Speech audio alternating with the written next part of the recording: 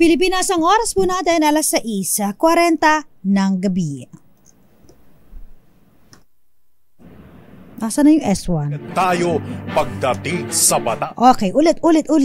Ayan, ayusin natin. Take 2. Ayan, eto na. Para sa DZRH Dos Compañeras. Eto na ang mag-partner na mas paliliwanagan tayo pagdating sa batas. Mga payo ng mga abogado, mga usaping abogado na mas malinaw na pag-uusapan para mas maintindihan natin.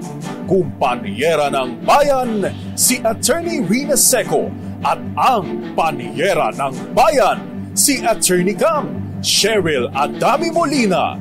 Dos Compañeras sa DZRH Radio, DZRH TV at DZRH Online. Bago mo kasuhan, bago ka pumirma, bago ka makipagkasundo, makinig muna sa Dos Compañeras.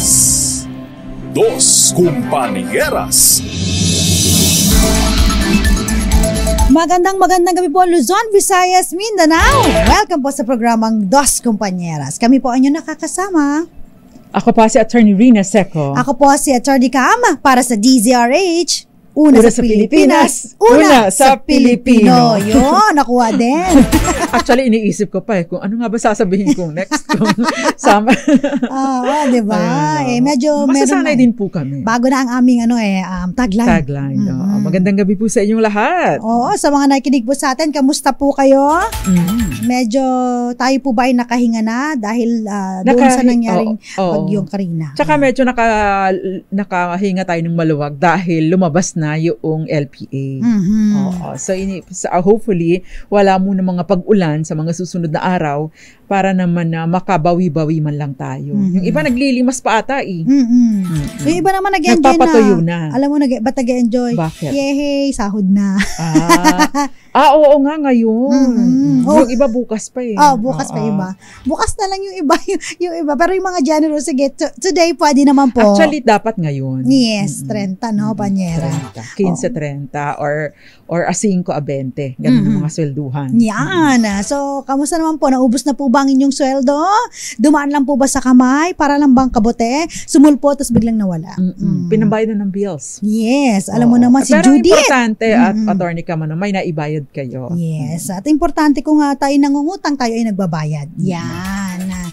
So, ipagpapatuloy po natin ang ating usapin tungkol pa rin po sa donasyon dahil marami po kaming mga naiipit pa na mga questions mula sa ating listeners. I think isa sa mga marami din ng mga questions ay other than utang at mana ay donasyon at saka yung paghihiwalay, attorney ka.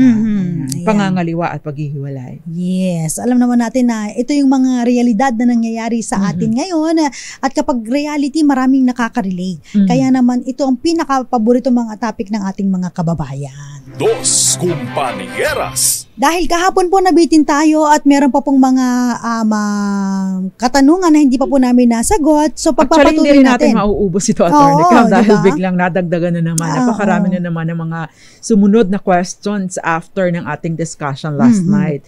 Ito ay naiwan pa noong nag-discuss tayo after SONA but before noong bagyong Karina. Yes. So, ang topic po natin ngayon ay tungkol po sa pinagkaiba ng donasyon habang buhay ang donor at kapag namatay ang donor. May mga pagkakataon kasi, attorney Cam, yung iba ina-advance na, no? Yan. So, yan po ang bibigyang linaw ngayon namin ni attorney Cam. Ni attorney Cam primarily. Kaming dalawa. Tayo, Panyera. At syempre sa ating Malakas online promo, ayan na, anong uri po ng donasyon kung saan ang property ay tinatanggap lamang ng doni kapag wala na ang donor. Ayan. Pagka hindi po sa makabilang bahay, sumakabilang buhay. Ayan. At alam naman po natin, again, no, in recap, pag tayo po yung nag-transfer ng property, so andyan po ang donasyon, lalo sa mga heirs po natin, o kaya sa hindi natin kakilala, pwede rin po yan. Andyan din po ang testamentary succession, legal succession, ayan. Yun lagi yun Dalawa, intestate at saka testate succession. Yun po yung sa regular na pagmamana.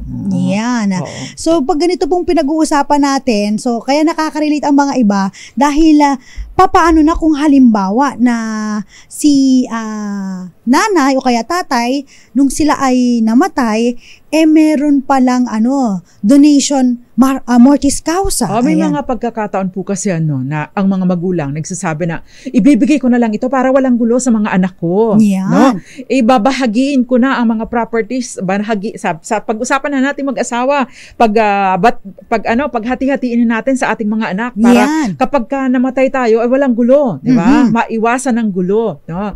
Kaya merong mga ang ginagawa nila i-dinodonate. May mga dokumento po, no?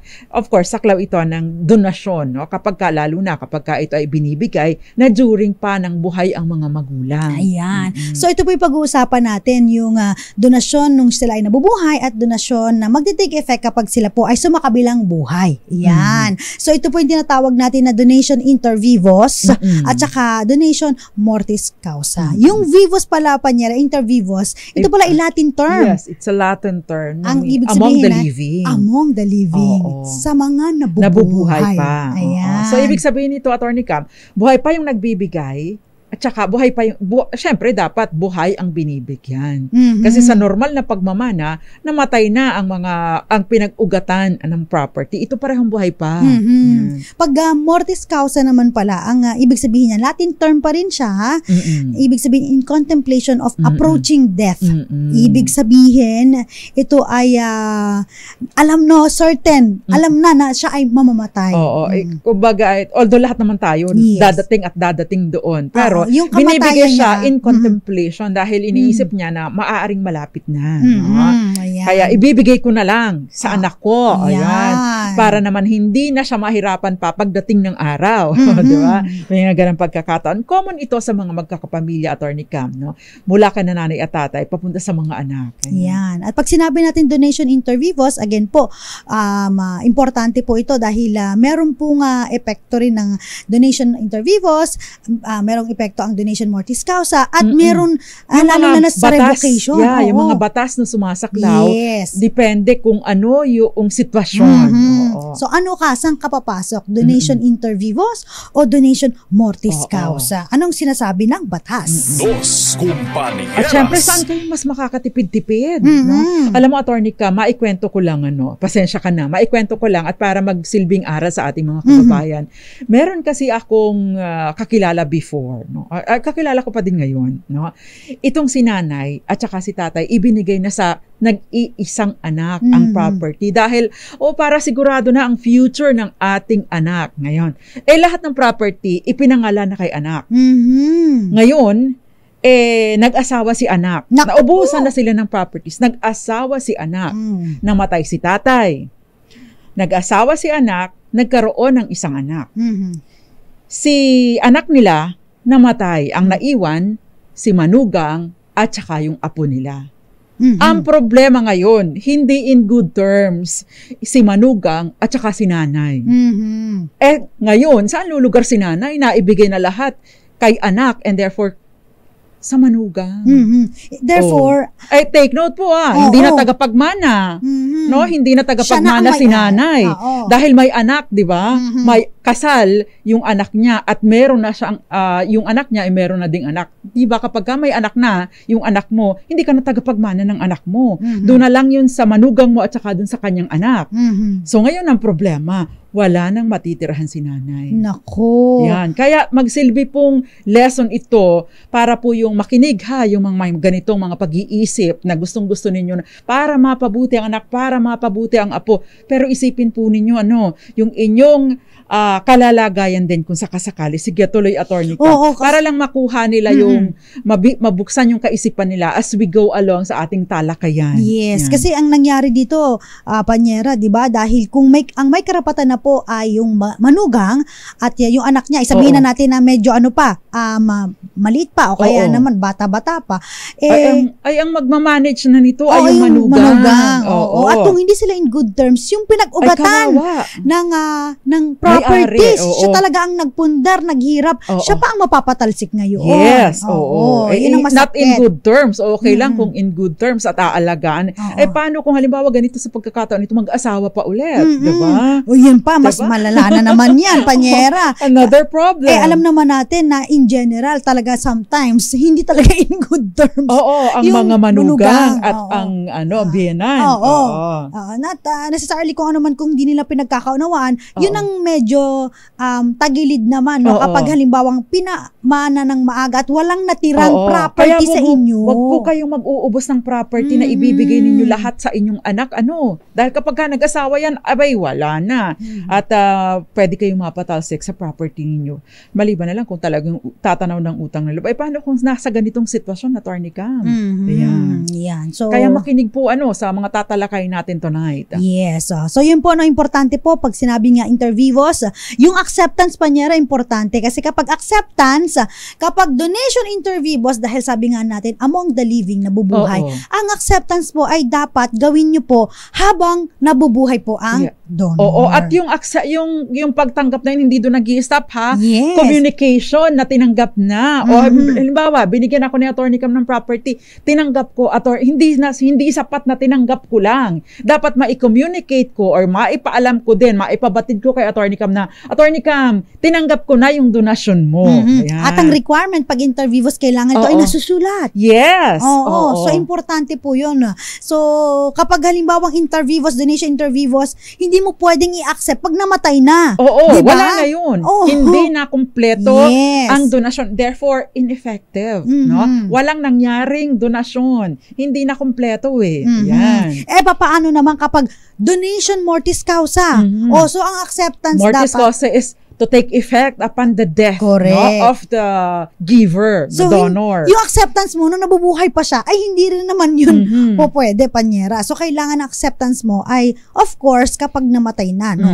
Yun. So, importante itong mga tinatalakay natin. Tapos mamaya, no, tatalakayin natin, ano pa ba yung mga karakteristik na pinagkaiba ng donation mortis causa tsaka yung intervivos. Oo, dapat malaman ninyo ito, kung sakasakali po Mabigyan kayo ay mabigyan kayo o kayo ang nag-iisip na ipamigay na sa inyong anak, abay mag-isip-isip. Magandang gabi po sa inyong lahat. Dinya Asuncion Herman, Violeta Montecalvo Zambrano, Odette Oxales, Tita Ami Miraflor Garcia, Rome Asuncion, at si Miss Zen Hamilia Abetria ng IBP Marinduque, at ay birthday ng tatay niya ngayon. Although yumao na ang kanyang tatay, pero dapat ay 93rd birthday ng kanyang tatay na si Attorney Salvador Badong Hamilia. Ayun. Kayo ba ay may celebration pa din bilang paggunita sa inyong tatay, Miss Zen? Magandang gabi sa inyo dyan sa IBP Marinduque. Marami nanonood sa atin. Jojo Wang Sai ng Riyadh, Kingdom of Saudi Arabia. Leo Havares, magandang gabi. Jerry Sumagaysay na lagi nakikinig, and si Ivy Gutierrez, Rico Bagisi, Gina Lindugan, magandang gabi po. Lina Buenavente, Federico Bagisi, at Isabela Altamirano, magandang gabi po mga attorneys. Sa ating YouTube naman, panyera. Madami nanonood sa atin ngayon, Attorney Cam. Magandang gabi po sa inyo, Raymond Mendoza, Noel Sumailo, at syempre magandang gabi din sa inyo, Rome Asuncion, Zoraida Falurina, Violeta Montecalvo Zambrano, magandang gabi. At syempre, mawawala ba naman, Gael Enriquez. Yes, Raul Luedo, Delia Sala, magandang gabi. Nanonood siya sa Bangkok, Thailand. Inaantay ko si Peter Lynn Sanchez. Di ba lagi mo siyang binabate? Taga-Kingdom, kasi may na-mention ka kanina, Kingdom of Saudi Arabia. Ayan, magandang gabi po sa inyong lahat. Yan, at mamaya po, yung mga gusto pa pong mag-comment sa atin, ang ating digital platforms po, katulad po ng Facebook Live ng DZRH News, DZRH News Television, at syempre ang DZRH Dos Compañeras Facebook page. Pwede nyo pong i-like, follow, and share. Pagsasagot sa ating malakas promo, puntahan po ang aming page. Sa YouTube naman po, DZRH TV 4K live stream. Naimbag Arabi, Miss Grace Recta. Ang pretty pala ni Ma'am Grace. Nakita ko yung kanyang profile. Bata pa. Maka-ma'am ako mukhang tayo-tayo lang. Magandang gabi po. Magbabalik po ang Dos Compañeras. Ilan po munang mga paalala. Diyan lamang po kayo, nakakasama pa rin po mga panyera ng bayan. Ako po, si Attorney Cam. Ako naman po, Attorney Rina Seco. Kami po ang Dos Compañeras. Dos Compañeras. Dos Compañeras. Maraming pong salamat sa mga nanonood sa atin, sa ating mga digital platforms, sa mga cable channels. Ayan, maraming salamat po. Nakakasama pa rin po ang Panyera ng Bayan. Ako po si Attorney Cam. Ako naman po, Attorney Rina Seco. Pinag-uusapan pa rin po natin donasyon. Yan, maraming mga gustong makarelate dahil akala nyo yung donasyon na tuwing tuwing meron lamang nabubuhay na pwede mag-donate. Ngayon, alam nyo po na pwede rin mag-donate kapag sila po ay, imminent na yung death nila, feeling nila. So, sa pamamagitan po ng donation mortis causa. Yan. Ano bang pinagkaiba kapag may donation na mortis causa, Panyera, di ba? So, unang-una, kapag ang donation po ay mortis causa, magti-take effect lang kapag upon death po.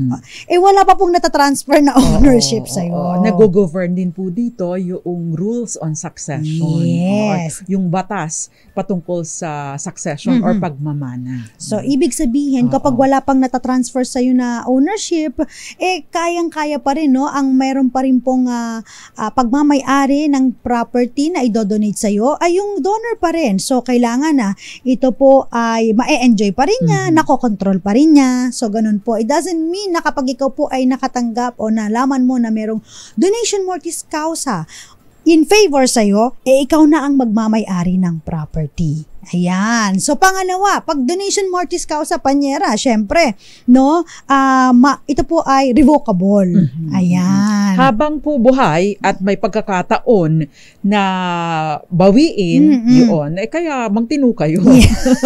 Yun naman talaga. Doon. So, wag niyo pong i-expect na kapag meron donation mortis causa, ito ay, safe na irrevocable. So, syempre, again, Attorney Cam, yung mga yung mga fruits noon, kung kumikita yung property na idodonate sa'yo, no? Kapag ka namatay na si may-ari, nananatili pa rin po doon sa nagbibigay, unless of course merong stipulation to that effect. And I think this is something na worth considering para sa gustong magbigay talaga sa kanilang mga anak, no? At syempre dapat po yung magdodonate, no, dapat siya yung unang mamatay. Dahil kapag ka unang mamatay yung pinagbibigyan, no, ay wala pong silbi, no, kahit pa walang ginawang pagbabawi or revocation yung nagbibigay. Kasi minsan ang nangyayari diyan, Panyera, kapag nalaman na may donation mortis causa, no, magti-take effect upon death. So nag-aabang na yung abangers na. At hindi lang siya ang abangers, pati yung mga anak, heirs, diba? So marami ng abangers. Nangyari na unang namatay yung pagbibigyan sana. Hindi po matatransfer ito doon sa kanyang mga heirs. Unless of course, yung donor ay gagawa ng panibagong dokumento at ipapalit. Sa halip na doon sa namatay na pagbibigyan sana, ipapalit ang kanyang tagapagmana, anak, asawa, or kung sino man. Yes. Pero kung wala pong ganon at naunang namatay po yung pagbibigyan, ay wala po. Yung mga heirs nung namatay ay wala rin pong makukuha. Kasi again po, yung ownership ay nandoon pa rin po doon sa may-ari, and magti-take effect lang po upon death kapag namatay itong donation mortis causa. At tama si Panyera, ito pong donation mortis causa, ito po ay kailangan sumasaklaw dito yung succession. So yung mga formalities required ng batas, no, kailangan nasusunod po. Ayan. So kung halimbawa po intervivos tayo, donation intervivos, di sulat po, no, at kailangan po syempre may pirma, may acceptance, pwedeng dun sa document or separate document at ipapanotaryo. Ayan. Kapag naman succession, kailangan po na kung ito po ay may last will and testament, notarial will po, kailangan may mga witness ito, Panyera. Tsaka kailangan nyo later on ipa-probate, no? Paaprobahan sa korte, no? Para po patunayan doon, no? Kailangan patunayan sa korte yung due execution and authenticity, na ibig sabihin tama na alinsunod sa mga requirement ng batas, at the same time totoo ito. Kasama na po dito yung paggalang dun sa yung sa nirereserbang portion ng batas para sa kanyang mga compulsory heirs. So, ito yung tinatawag na legitim. So, medyo madugo po ito, pero kung ito naman po ay nasunod at naayon sa batas, walang duda ay matatanggap nito. Alam mo, Attorney Cam, meron akong kakilala na merong iniwan na will ang kanilang magulang.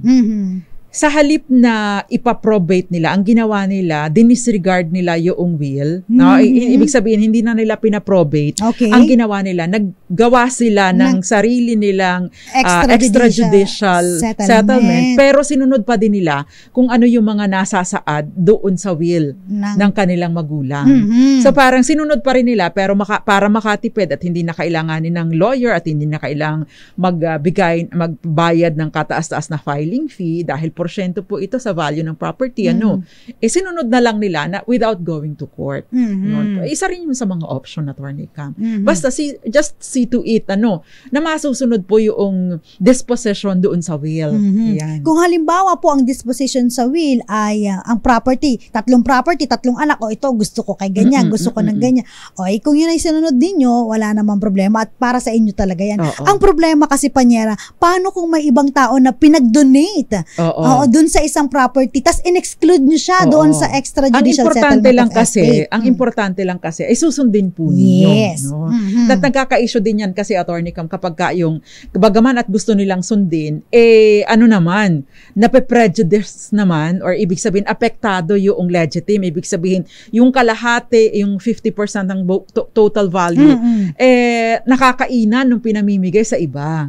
Diba? So, yun din yung problema. So, importante po, again po, yung donation po ng mortis causa, ayan, na nagtitake effect upon the death of the donor. It partake the nature of a testamentary provisions po, governed by succession. So, ayan po, malinaw na po sa atin. So, kung halimbawa kayo ay magdo-donate, so, rin po, sabi nga ni Panyera, it's up to you, donation inter vivos or mortis causa. Pero, wag naman tayong humantong sa unang example ni Panyera na nabinigay naubos, tapos bandang dulo, siya ang kawawa. Siya ang kawawa. Yung naghirap dun sa properties. Actually, alam nyo po, mas maganda din talaga na antayin nyo na, Huwag nyo nang problemahin. Yung kapag wala na kayo. Total naman, wala na kayo. Di kayong mga nabubuhay, magproblema. Bakit kanyo? Kasi in terms of taxation, kapag po kasi donasyon, ang bawas lang, ang hindi lang masasali ay 250,000. In excess of that, babayaran ninyo yung buwis, kasi 250 lang po yung exempt doon sa donasyon kada taon, Unlike kapag dumaan sa proseso ng pagmamana, meron pong standard deduction na 5 million. At the same time, yung 10 million na yung family home. Ibig pong sabihin, kung umabot sa 10 million yung family home, ikiklaim ninyo, tapos ikiklaim ninyo yung 5 million, 15 million yon. Chances are, halos wala na kayong babayaran, sa estate tax, di ba? Unlike itong sa donasyon, advance na ninyo sa mga anak, nagdelikado pa ang inyong kinabukasan, yung mga natitira na lalabing araw ninyo sa mundo, nagdelikado pa. Plus, kayo pa rin ang problema doon sa babayaran. Yun. Dos Compañeras. Ay, salamat sa tip, Panyera. Eto, nasagot na tayo sa mga question ng ating mga kababayan. Yung mga may questions po, o kaya gusto niyo po sumali sa aming talakayan, puntahan lang po yung aming comment section. Huwag po kayo mag-post ng GCash number doon. Yung inyong answer po ay punta po kayo sa DZRH Dos Compañeras Facebook page. Ayan. Sabi dito, ni Marnelly Ruiz, paano po ang paglilipat sa anak ng title, deed of donation pa din po ba? Or ano po ba pwede? Buhay pa naman po ang parents, pero gusto na ayusin para sa anak. Ito na yung sinasabi ni Panyera. Eksaktong-eksakto. Wag po kayong excited. So again po, kung gusto nyo i-transfer, yan, deed of donation po yung tamang gagawin po ninyo. Kaso nga lang, kung wala pong maiiwan sa inyo, ay baka medyo, ayun nga po, ayaw natin mapit yung panahon na kayo naman po ang kawawa. Yan. Attorney Cam, si Alan Ebre. Tapos ka na? Si Alan Ebreo, sasagutin ko na lang ito. Bagaman at hindi ito tungkol sa donasyon, pero parang na-GG ko yung gusto niyang ipahiwatig. Pwede po ba nakanselahin ang legal adoption kung may ginawang hindi maganda ang inampon? Kung meron pong hindi magandang ginawa, kasi kung ikaw, yung pong inampon nyo ang may karapatan na umatras o i-revoke yung adoption. Pero ikaw na nag-adopt, kaya careful ka din sa pag-adapt, hindi ka pwedeng umatras. So, ang recourse mo lang ay kung may ginawang hindi maganda sa'yo at may sapat sapat na basihan para i-disinherit mo. Ibig sabihin, tanggalan mo ng mana, pwede mong gawin ito. Pero magagawa mo lamang ito, konektado pa din, sa pamamagitan ng testamentary na, ng isang dokumento, written ito. At dapat totoo yung basihan kung bakit siya tinatanggalan ng mana. Yun lang ang tangi mong solusyon. Ayan. Kailangan ilagay mo kung ano yung rason. Yes, malinaw. Malinaw po doon. Ayan. Kasi medyo mahigpit po ang batas pagdating po sa disinheritance. No? Hindi po totoo yung sa mga palabas na pag nag-asawa ng iba, takwil. Wala ka na. Tatanggalin kitang mana. Wala pong ganun. Wala pong ganun. So kailangan po, naaayon po sa mga grounds na nakalagay Kaya po. hindi dapat na attorney ka, may padalos-dalos sa mga desisyon. Yes. Ito naman si Charles on. Sabi niya, attorney, pwede po ba mag-ask? Patay na po ang father ko at ang mother ko buhay pa. Gusto ng mga kapatid ko, i-donate na lang ng mother ko sa aming magkakapatid ang property. Gusto ng mga kapatid ko, kayo ha, hindi nyo sinasama si nanay nyo ha, baliktad. Alam mo pa niya bakit? Meron akong hinawakan na ganitong case, no? Namatay yung tatay, so ang may-ari po ng property, nanay tsaka tatay. So nung namatay po yung tatay, so kailangan po nilang mag-settle po ng estate. So hindi po deed of donation ang in-execute nila. Ang i-execute nyo po ay extrajudicial settlement of estate with waiver of rights.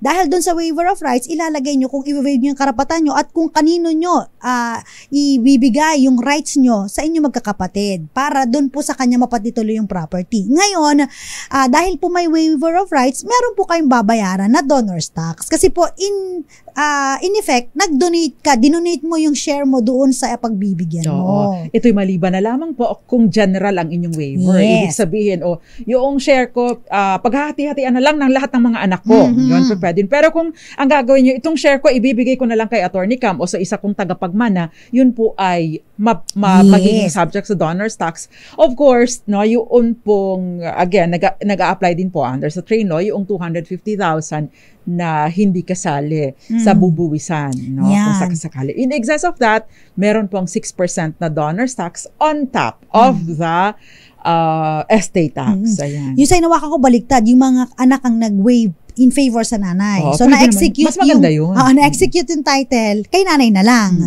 So, ang iniisip ko naman dito, baka gusto nila sa kapatid para in case na mauna ulit si nanay, isa na lang, isang transfer lang. Kasi pag namatay si nanay, another na namang transfer. Ganun talaga. Kailangan natin sundin ang proseso ng batas. Yes. Ayan, ikaw na pa niya. Ito si Oski, sabi niyang ganon, attorney, may deed of donation po sa parents ko, ang uncle ni Papa, bago pa mamatay. Bali, 1970s pa po ito. Ayos po sana yung dokumento, kaso ayaw po tanggapin ng BIR kasi judge po ang nagnotaryo. Bawal po ba talaga ang judge na magnotaryo? Ano po ang gagawin namin? Patay na po yung nag-donate. Okay. Noon po kasing araw, no, may mga lugar na walang abogado. Wala ring notary public. O kung may abogado man, walang notary public, no? Sa ilalim po meron po kasing Supreme Court circular during the time of Justice Marcelo Fernan, meron pong circular ang Korte Suprema na pinapayagan in exceptional circumstances kung walang available na abogado at walang available na notary public, pinapayagan po ang judge doon sa kanyang area of jurisdiction na mag-notarize. So kung ito po ay pasok doon, maaari po ninyong i-invoke itong circular na ito. Pwede po ninyong i-search. Allowed po sila kung walang notary public sa lugar. Check nyo rin po kung baka naman nung ninotarize niya yan, ay hindi pa siya judge. Kasi attorney ka, 70s pa eh. Diba? Yes. So yun po, no?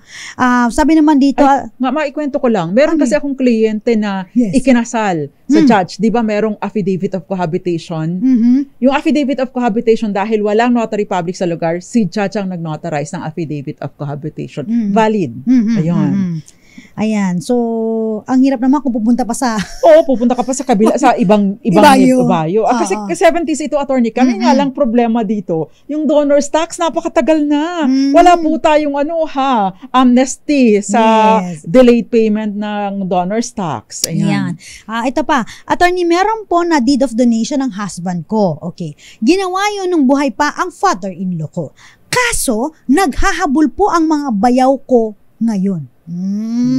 So ito, ang nangyari, may deed of donation yung husband mo galing sa kanyang father-in-law. So galing sa kanyang tatay. Ang tanong, ayan, ito bang deed of donation kung buhay pa ang tatay, dumaan po ba sa tamang proseso? Kasi kung inter vivos po ito, dapat po ito ay nasusulat at dapat po ito, yung pati acceptance, no, ay nasusulat din po at meron po itong notarial seal. So lalo kapag properties po, no, importante po yan. So, kung may valid donation po, wala pong mahahabol po ang inyong mga bayaw, no? Pero kung oral lang ito, yun ang medyo delikado dahil wala pong hindi po inform yung pagkakaroon po ng deed of donation ng father-in-law mo sa iyong husband. Ito, Attorney Cam, si John Corteros, itatanong ko lang po, Attorney, what if the donor's agreement made in the office of the barangay captain noon pang 1990s was not notarized at wala pong deed of donation? Verbal, so ito, ibig sabihin, marirevoke po ba ng heirs ang lupa? May limitasyon din po ba kung ilang taon dapat matransfer ang title sa donee? Unang-una, John Corteros, kung ito ay verbal donation at walang deed of donation, ibig sabihin walang na-execute na deed of donation, there is no donation to speak with, to speak of, no? And as such, wala kang dapat i-revoke. Diba? Wala siyang issue. Walang donasyon dahil wala namang valid na donasyon and therefore wala kang i-revoke. So, ibig sabihin, nanatili sa inyo yung property. Yan. Ayan. Marami pang mga question. Mamaya sasagutin natin. Muli ang ating malakas question ngayong gabi. Ang tanong ko, ang tanong ko. Ang tanong ko, parang ako dun naging Bisaya, naging ku. Ayan. Ito, anong uri po ng donasyon kung saan ang property ay tinatanggap lamang ng donee kapag wala na ang donor? Batiin nga natin sila sa Bisaya, Panyera. Maayong gabi kaninyong tanan sa mga Bisaya diha, mga bisdak o mga anong tawag doon? Self-proclaimed Bisaya. Ano yung bisdak? Bisayang dako, original, Bisayang native, dako. na talagang Bisaya, Attorney Cam. Bisayang dako. Kasi ako ay peking Bisaya. Mayroon ba sa amin peke Ilocano? Ako peking, kasi hindi naman talaga ako Bisaya. Pero marunong lang ako magsalita. So, dili ko mabaligya. Hindi ako mabibenta. Nakakasama niyo po ang mga panyera ng bayan. Ako po si Attorney Cam. Ako naman po, Attorney Rina Seco. At kami po ang Dos Kumpanyeras. Oras po natin, 15 minuto makalipas ang 7:00 ng gabi. Dos Compañeras. Pabalik po ang programang Dos Compañeras. Kasama pa rin po ang mga panyera ng bayan. Ako po si Attorney Cam. Ako naman po, Attorney Rina Seco. At pinag-uusapan pa rin po natin ang tungkol sa donasyon. Ayan. Kanina tinalaki natin yung mortis causa at saka yung inter vivos. Ayan, may mga questions pa po dito.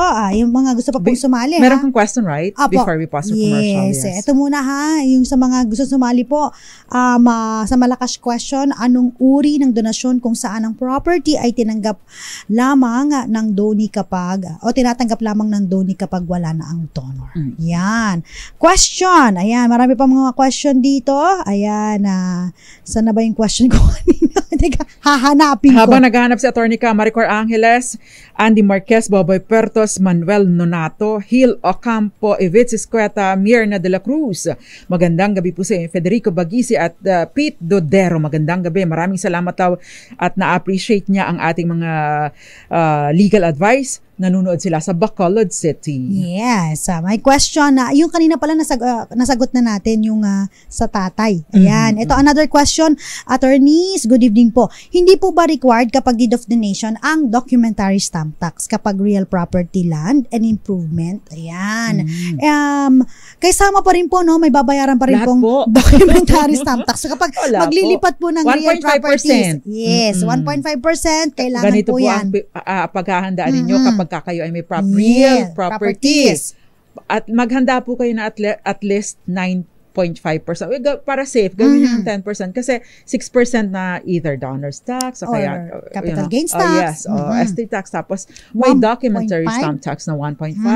Tapos yung mga proseso ng pagdadaanan ninyo. Paano kung meron pa kayong babayaran sa penalties? Meron pa kayong babayaran na real property tax, especially if merong mga unpaid, amilyar. So, yun. Sa notaryo meron din, notaryo diba? pa. So, syempre, ang notaryo, depende depende po doon sa halaga ng property. Ito yung question. Phone in question lang. Oh, sige. May property na binili si Miss X and Miss Y. Mhm. Married sila, pareho silang Miss Attorney Cam. Married sila abroad, pero naghiwalay na sila pag uwi dito sa Pilipinas. Now, Miss X wants to develop yung property. Can she just ask Miss Y for a deed of donation para wala nang habol in case sa mga development na gagawin niya? Pwede naman kung nag-a-agree, no? Kung basta walang sapilitan. Ayan. Sige, Yung meron ka mga pa waiver panunin. yung mga waiver of rights. So, may ganun. Pwede po yan. Basta naman po nag-agree, wala namang problema, Attorney Kang. Yun lang naman ang importante doon. The key is consent. Kung mapapapirma, ay walang problema. No issue at all. Yes. Ayan. Sige May question Nero. pa si eto, Attorney Cam. Si Mary Beth, Attorney, may verbal donation po ang magulang namin para sa lupang pinagawan ng simbahan. Wala naman pong nagawang dokumento. Ngayon, wala na sila. Gusto po namin magkapatid magpagawa ng deed of donation para matuloy ang gusto ng aming magulang. Need pa po bang bayaran ng estate tax kahit po simbahan na ang gumagamit ng lupa? Ayan. Kung ngayon, kasi ang nangyari dyan, kung walang dokumento, the presumption is lumipat sa inyo yung pagmamayari ng property. Naging subject pa naman. Take note, no? Ang pagmamana ay nangyayari kapag at the moment of death. So, ibig sabihin, nung namatay yung magulang mo at since wala namang deed of donation na na-execute, so naging kayo na ang nagmamayari ng property, bagaman at ginagamit ito ng simbahan. Ang pinakamaganda dyan is magsisettle kayo ng estate o kaya naman ay may i-authorize kayo o i-authorize nyo ang kinatawan ng simbahan na iayusin ang estate tax. So, pirma na din kayo. Pagkatapos, ipasagot na lang ninyo sa kanila yung estate tax. Pwede ninyo pong gawin yun. Yes. Ayan. Naka-indicate lang doon sa inyong deed of donation. Pero kung mas generous kayo, pwedeng bayaran ninyo na din yung estate tax. Kung sakaling medyo matagal-tagal na ito at pasok doon sa estate tax amnesty, pwede po ninyong i-avail yun. Yes. Thank you very much, Mary Beth or Mary Beth. Ask ko lang po mga attorneys, paano po kapag may deed of donation, tapos naghahabol yung mga apo na wala yung name nila doon? May habol po ba sila doon?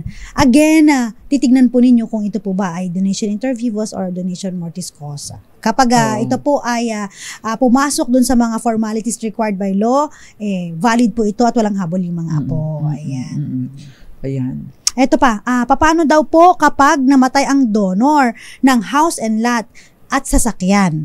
Pero walang kasulatan kasi biglang namatay. Anak ko, paano makukuha ng doni yung property? O sorry na lang po, no, kapag ganito na verbal lang po na sinasabi. Sometimes may mga ganun loko-loko lang panyera, no? Joke-joke lang. O sige, sa'yo ko na i-donate tong bahay at lupa ko, tapos tong sasakyan. Kailangan talagang well-documented. Kasi alam niyo po, isa sa pinaka-stricto naman sa mga dokumento, other than yung holographic, other than yung notarial will, Attorney Cam, itong donasyon. Kasi yung notarial will at saka yung mga disinheritance na yan po yung sobrang stricto, talagang iniisa-isa. Alam niyo po pag nagpa-probate kayo ng notarial will, iniisa-isa po pati yung mga lokasyon ng mga pirma. Kaya po importante na nasusunod talaga, guided kayo ng lawyer kung gagawa kayo ng notarial will. So, in the same way, itong donasyon, no, stricto din po ang batas, no? Maari pong mawalang bisa ang kagustuhan ninyo just because meron pong pagkakamali sa form.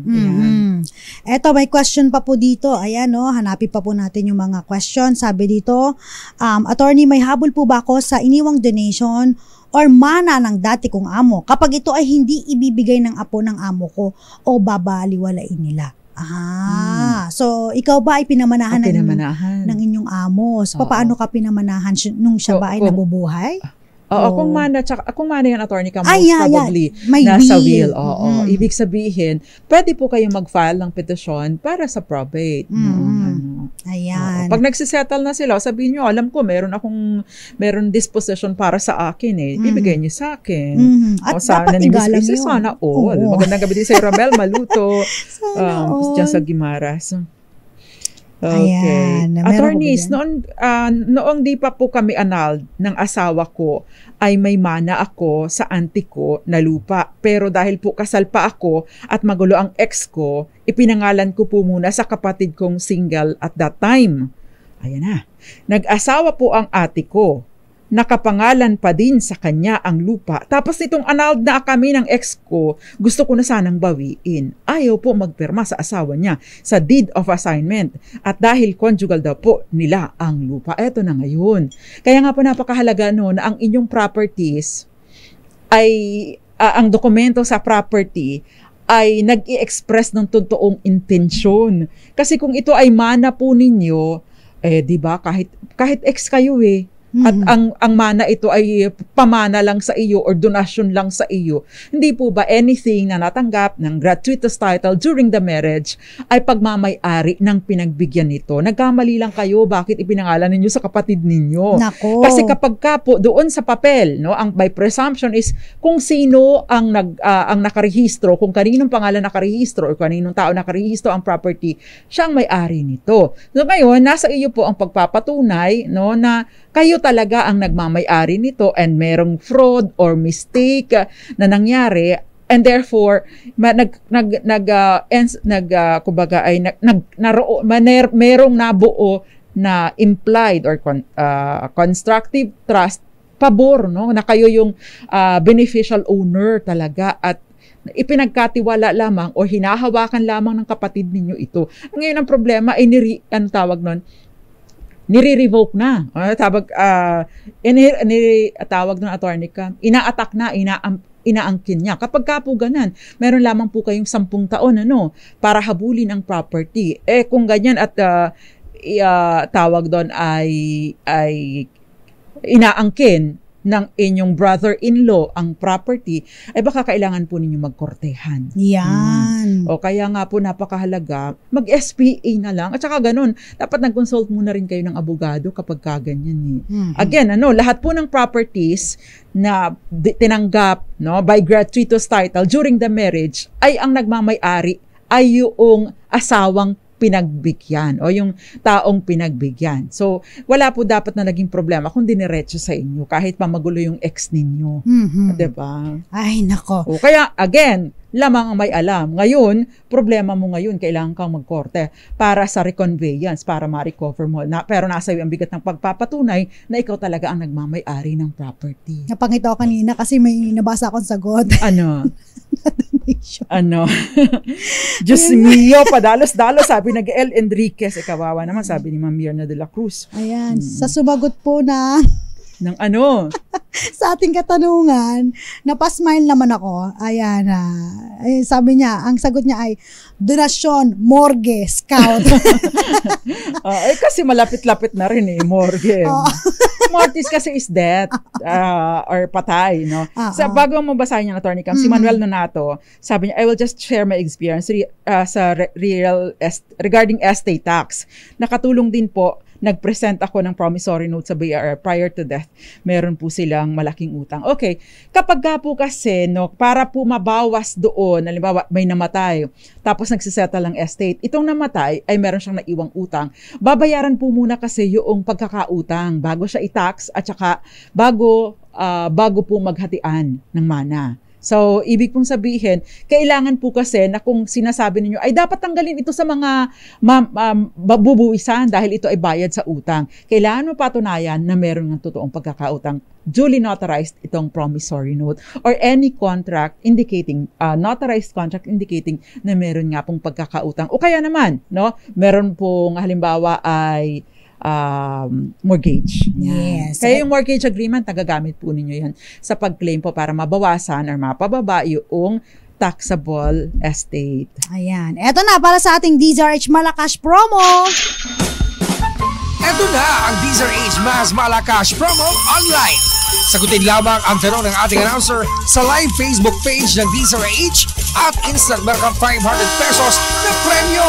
Ready? Makinig mabuti. Eto na!